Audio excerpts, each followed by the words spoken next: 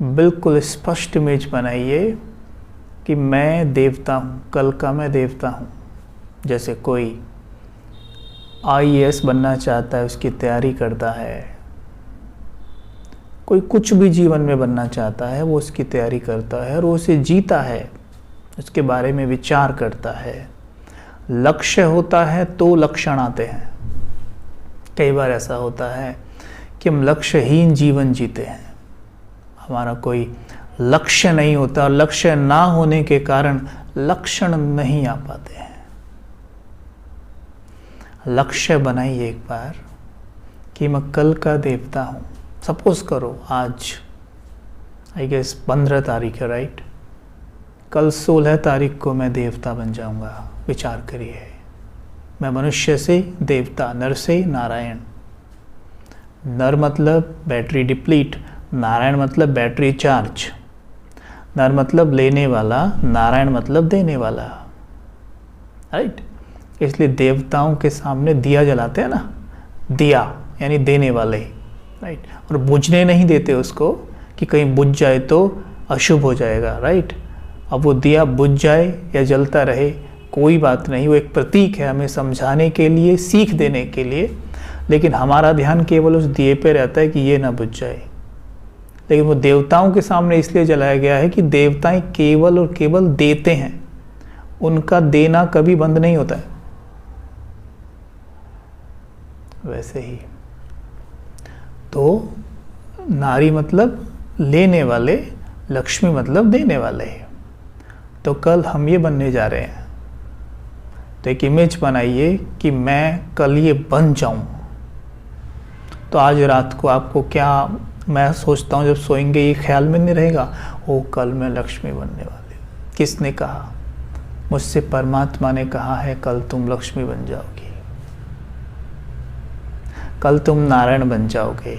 मुझसे परमात्मा ने ये कहा है, प्रॉमिस किया है। सोचिए ज़रा, रात को ख्यालों में भी क्या चलेगा, दिन भर उठते बैठते ख्यालों में क्या चलेगा? कल मैं लक्ष्मी बनने वाली हूँ, कल मैं नारायण बनने वाला हूँ। ये सत्य है।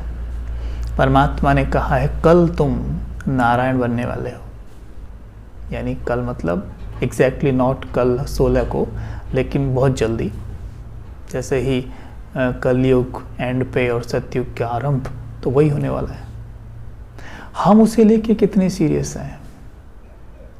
हमारा चलना, उठना, बैठना लक्ष्मी नारायण जैसा कुछ हद तक तो हो जाना चाहिए। बोलना, स्माइल करना, देखना, सुनना, पढ़ना, भोजन करना का तरीका कुछ हद तक तो देवताओं जैसा होना चाहिए।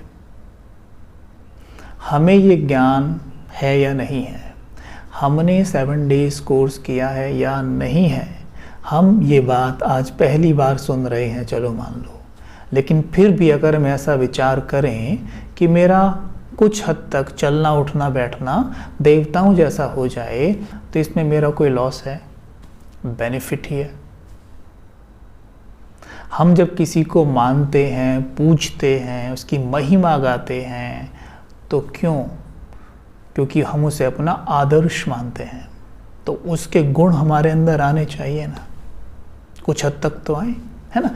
तो हमें क्या करना है कि इस बात को थोड़ा सीरियस लेना है। सभा, परमात्मा कहते हैं ना, किसकी सभा है, कौन बैठे हैं? सर्व आत्माओं में श्रेष्ठ ते भी श्रेष्ठ महान आत्माओं की ये सभा है। किससे मिल रहे हैं परमात्मा? महान आत्माओं से मिलते हैं।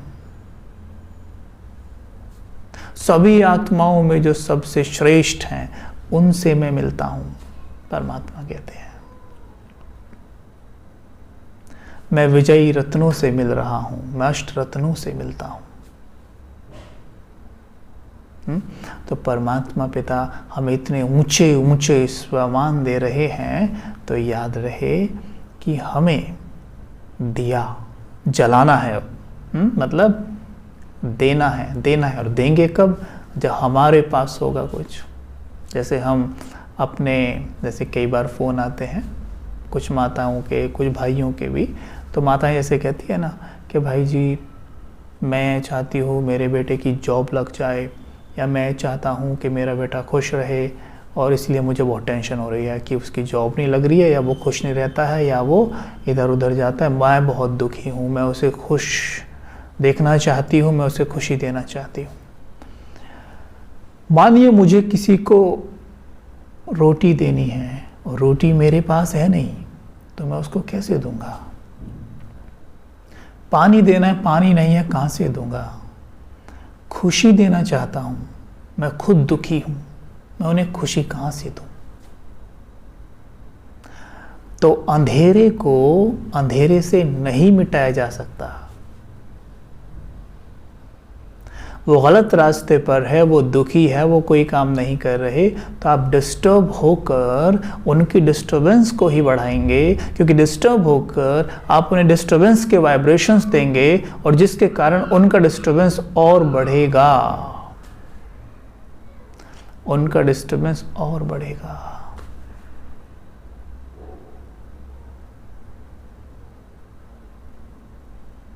वहीं परमात्मा कहते हैं तुम्हारा ओरिजिनल स्वरूप ही शांति है, प्रेम है।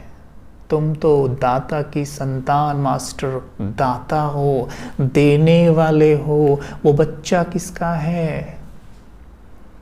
वो शिव बाबा का बच्चा है। मुझे केवल देखभाल के लिए मिला है।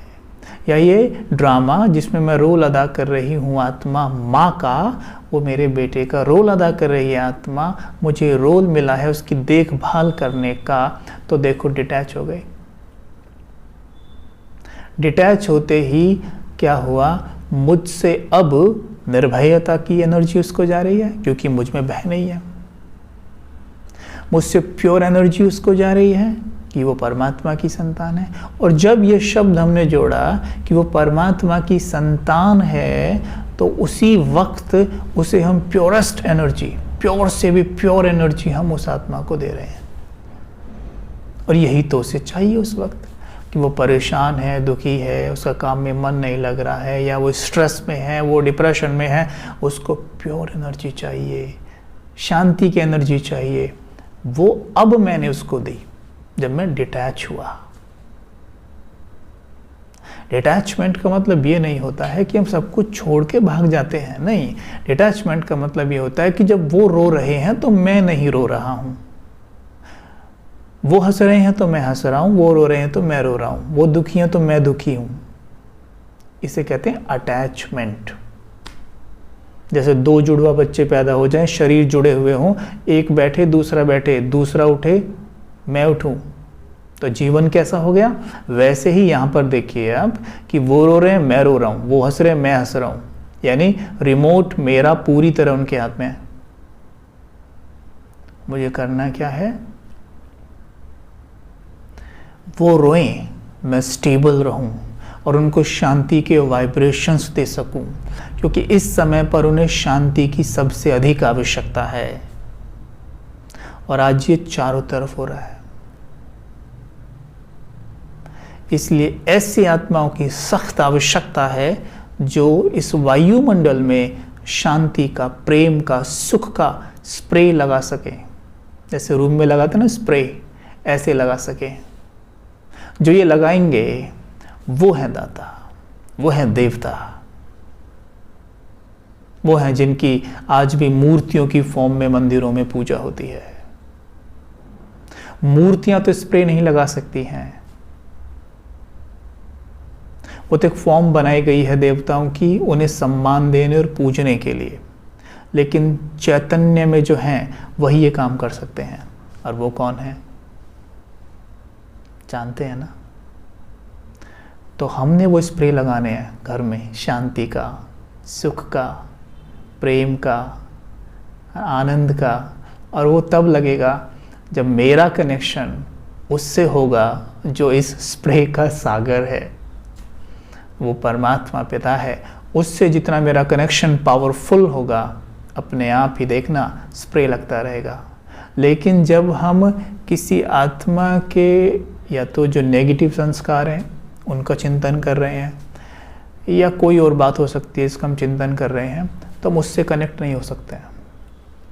मन एक ही है और वो एक बार में एक ही चीज़ से कनेक्ट होता है। जब वो यहाँ कनेक्ट है ना, तब नहीं कनेक्ट हो सकता वहाँ, और जब वहाँ कनेक्ट है तो यहाँ कनेक्ट नहीं होगा, केवल यहाँ देगा, यहाँ से कुछ लेगा नहीं वो तो वाइब्रेशन फैलाएगा। जैसे एक बल्ब, उसमें लाइट आती है पावर हाउस से, राइट। एक बल्ब में पावर हाउस से लाइट आती है, आते ही क्या होता है, वो रोशनी फैलाना शुरू कर देता है। वो ये नहीं कहता है मैं इसको लाइट दूंगा, इसको दूंगा, बस वो ऑन हो जाता है, लाइट अपने आप पहुंच जाती है। जिसको जितनी चाहिए ले लो। अभी मेरी चॉइस है, अगर मुझे कोई बुक स्टडी करनी है, मैं जाके बल्ब के नीचे बैठूँ, स्टडी करूँ, मुझे भी आवश्यकता नहीं है लाइट की, मैं जाके दूसरे कमरे में सो गया। Choice is mine. वैसे ही जब हम परमात्मा पिता से कनेक्ट हैं, उस सुप्रीम पावर से कनेक्ट हैं, तो हमारा जो मन का बल्ब है वो ऑन है, वो लाइट फैला रहा है। हमें ये चिंता करने की जरूरत नहीं इनका क्या होगा, उनको वो लाइट आप ही पहुंचेगी, क्योंकि उनको इस लाइट की इस वक्त सबसे अधिक आवश्यकता है, वो खुद ही ले लेंगे। तो पहले तो ये ध्यान रखना है। तो जो चेहरे उदास नजर आते हैं ना, ये नहीं आने चाहिए। चेहरे एकदम खुशनुमा, प्रसन्नता से भरपूर, प्रसन्न चेहरे, एकदम चेहरे से परमात्मा का साक्षात्कार हो जाए, ऐसा लगे कि हाँ इन्हें कोई है, कोई विशेष शक्ति इनको बढ़ाती है, इनका कनेक्शन एप्रोप्रिएट है। परमात्मा के बनने के बाद भी अगर उदास है ना, तो इससे तो बदनामी भी। परमात्मा पिता के बाबा कहते हैं बच्चे नाम खराब नहीं करना। विचार करिए आप, किसी कन्या का विवाह होता है, चाहे वो पहले से ही ऐसी रहती हो, उदास सी, या बहुत ज़्यादा मुस्कुराती ना हो, लेकिन शादी के बाद भी अगर वो वैसी ही रहती है, तो अगर दो माताएं उसको देखें तो तीसरी माता को जाके क्या बताएंगी कि ये इसलिए उदास है, इसे दुखी रखते होंगे, राइट। देखो शादी के बाद इसका चेहरा कैसा हो गया, ऐसे ही करेंगे ना। वैसे ही अगर हम परमात्मा पिता के बनने के बाद भी मुस्कुराए ना, चेहरे पे तेज नजर ना आए, लाइट ना दिखे, बेफिक्री का जीवन ना दिखे, लोग क्या सोचेंगे, हो ओम शांति में जाते हैं देखो। पर ऐसा हो क्यों रहा है? कनेक्शन वहां ना लगा के, यानी जिस लिए गए थे, जिस पढ़ाई को पढ़ने गए थे, वो ना करके वहां भी कुछ और कर रहे हैं।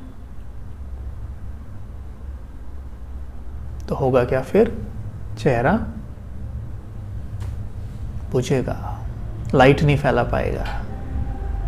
तो ये ध्यान देना है, छोटी छोटी बातें हैं। तो कल से क्या करेंगे हम? वही जो शुरू में बोला, बिल्कुल एक्यूरेट, याद के लिए एक्यूरेट बन के बैठना है। जल्दबाजी नहीं, हड़बड़बाजी नहीं।